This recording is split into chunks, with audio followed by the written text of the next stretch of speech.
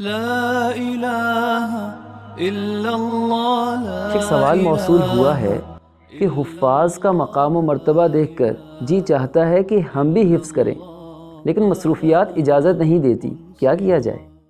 وہ کر لیں۔ یہ کیسے کیا جائے؟ بڑا آسان ہے۔ دیکھیے، سب سے پہلے تو ارادہ کریں، نیت کریں کہ آپ اللہ کے کلام کو یاد رکھنا چاہتے ہیں، پورا قرآن مجید۔ اب ہر ایک کے شاید بس میں نہیں ہوگا، ہر ایک کے نصیب میں نہیں ہوگا کہ وہ پورا قرآن مجید یاد کرے، تو پھر وہ یہ کرے کہ وہ شروع تو کرے، یعنی کہ 1 2 3 صورتیں سپارے، چھوٹی چھوٹی صورتوں سے، جس طرح عام طور پہ ہمارے ہاں رواج ہے حفظ کروانے کا بچوں کو۔ اور فرض کریں کہ آپ کی زندگی میں آہستہ آہستہ، اگر آپ پروفیشنل ہیں، اگر آپ ہاؤس وائف ہیں، آپ کی ذمہ داریاں، آپ کی کمٹمنٹس بہت زیادہ ہیں، تو تھوڑا تھوڑا کر لیں، اور تھوڑا تھوڑا کر کر ہو سکتا ہے کہ آپ کا آنے والے سالوں میں سارا کا سارا ہی ہو جائے، مکمل ہی ہو جائے۔ اور اگر نہ بھی ہو تو جتنا ہو جائے گا روز محشر اللہ تعالیٰ اتنا تو آپ سے سنیں گے۔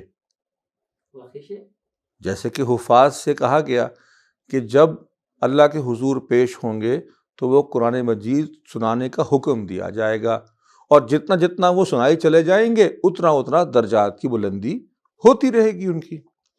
تو اللہ تعالیٰ کا یہ وعدہ ہے جو یہ سارے مسلمانوں کے لیے ہو سکتا ہے، یہ حفظ جو کر چکے ہیں اور جو کر رہے ہیں۔ تو اگر کچھ نہ ہو سکا تو 2 فائدے تو ہوں گے۔ ایک تو یہ کہ آپ کا شمار قرآن مجید کے طالب علموں میں ہو جائے گا، جو پورا تو نہ کر سکے لیکن کوشش تو کرتے رہے۔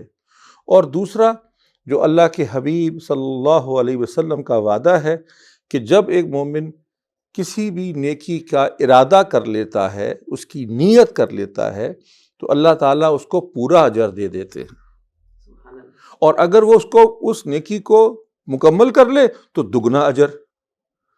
تو نیکی کا، حفظ قرآن کا ارادہ تو کریں، اللہ نے چاہا تو پورا ہو جائے گا۔ اللہ تعالیٰ ہمیں قرآن مجید کو یاد کرنے کی، پڑھنے کی، سمجھنے کی اور عمل کی توفیق نصیب فرمائے۔